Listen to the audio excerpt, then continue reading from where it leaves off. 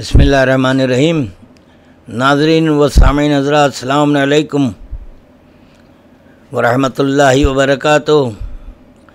ہمارے دیش کے سیکولر ذہنیت رکھنے والے ہندو، مسلم، سکھ، عیسائی بھائیوں بہنوں سے، بالخصوص پارلیمانی حلقہ حیدرآباد کے رائے دہندگان سے اپیل و لمحہ فکر ہے۔ ہمارے پارلیمانی حلقہ حیدرآباد میں ہر مذہب سے تعلق رکھنے والوں کے عبادت خانے، درگاہیں، عاشور خانے، مساجد، منادر، گردوارے، چرچ گاہیں وغیرہ ہیں۔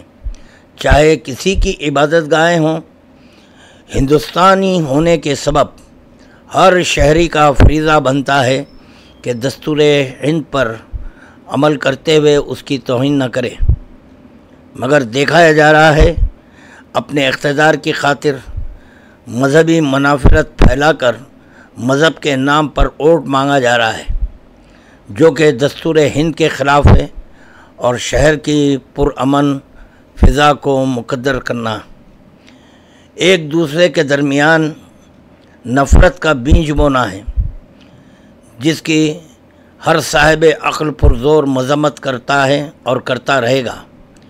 چند روز قبل ایک تہوار کے موقع پر پارلیمانی حلقہ حیدرآباد کی بی جے پی امیدوارہ نے عبادت گاہ کے سامنے تیر اندازی کا ایک ہوائی شو کیا ہے۔ ہماری نگاہ میں وہ ایسا ہی ہے جیسے خواب غفلت میں خواب دیکھنا، مگر انہیں جاننا چاہیے کہ خواب اور ہوتا ہے، تعبیر اور ہوتی ہے۔ اس ہوائی تیر چلانے پر جس کے دل مجروح ہوئے ہیں، اور بلا مذہب و ملت جو کوئی اس کی مذمت کرتے ہیں، 13 مئی 2024 کو اس کا جواب دینے کی خاطر سردی ہو کہ بارش یا تمازت آفتاب، اس کی پرواہ کیے بغیر فردن ہر مرد و زن اس ہوائی تیر کا جواب تعبیر سے دینے کے لیے 13 مئی گھروں سے نکلیں اور مجلس اتحاد المسلمین کے حق میں پتنگ کے نشان پر یہ کہتے ہوئے نشان ثبت کریں کہ ہمارا نشانہ خطا نہیں ہوتا۔ انشاءاللہ اس کا اثر 5 سال تک باقی رہتا ہے۔ دوسری اہم ترین بات، اس مرتبہ آپ حضرات کو اس لیے بھی ووٹ ڈالنا ہے، ضروری ہے کہ آپ کا ووٹ ہندوستانی ہونے کا ثبوت ہے، گھسپیٹی نہ ہونے کا ثبوت ہے، CAA کا جواب ہے۔ بعض حضرات مجلس اتحاد المسلمین سے یہ سوال کر رہے ہیں، ہر پارٹی کا مینیفیسٹو ہوتا ہے، مجلس اتحاد المسلمین کا مینیفیسٹو صدر مجلس کی تقاریر سے واضح ہو گیا۔ جس کے سمجھ نہیں آیا ان کے لیے اتنا کہہ دوں کہ مجلس کا مینیفیسٹو بابا امبیڈکر کے قانون پر عمل ہونا چاہیے۔ CAA کے خلاف آواز بلند کرنا، دیش میں مختلف مذاہب کے لوگ رہتے ہیں، سب کے لیے ایک ہی یونیفارم سول کوڈ کا قانون بنانا بابا امبیڈکر کے بنائے ہوئے قانون کی خلاف ورزی، بلکہ آرٹیکل 26 کی خلاف ورزی کرنے والوں کے خلاف آواز بلند کرنا ہے۔ ہندوستانی شہریوں کو گھسپیٹی کہنے والوں کے خلاف آواز بلند کرنا، بلا مذہب و ملت اقلیتوں کی آواز بن کر عوامی مسائل اور ان کے حقوق کو حکومت سے دلوانا، یہ مجلس اتحاد المسلمین کا مینیفیسٹو ہے۔ 13 مئی 2024 کو آپ کی ہماری آواز پارلیمنٹ تک پہنچانے کے لیے ایک جہتی و متعصبانہ ذہنیت رکھنے والوں کو منہ توڑ جواب دینے کے لیے ووٹ ڈال کر یہ ثابت کر دیں کہ یہ دیش ہندو، مسلم، سکھ، عیسائی سب کا ہے، اسلام میرا دین ہے اور بھارت میرا وطن ہے۔ نہ میں میرا دین چھوڑ سکتا ہوں، نہ میرا وطن۔ یہ نفرت بری ہے، نہ پالو اسے، دلوں میں خلش ہے، نکالو اسے۔ نہ تیرا نہ میرا نہ اس کا نہ اس کا، یہ سب کا وطن ہے، بچا لو اسے۔ ہم اسی دیش میں جنم لیے ہیں، اسی مٹی میں دفن ہوں گے۔